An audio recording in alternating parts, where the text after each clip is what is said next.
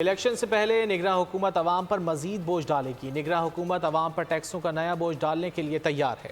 IMF کو 218 ارب روپے کے نئے ٹیکس اقدامات کی یقین دہانی کرا دی گئی ہے۔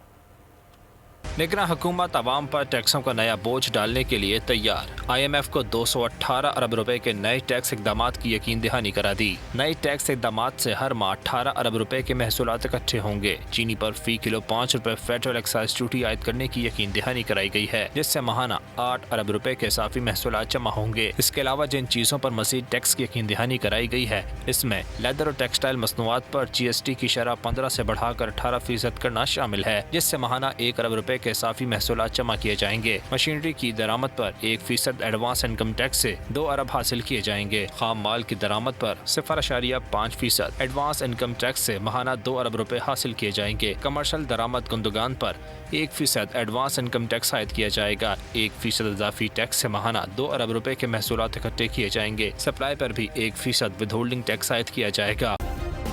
سبسکرائب کریں اور بیل دبائیں تاکہ کوئی خبر رہ نہ جائے۔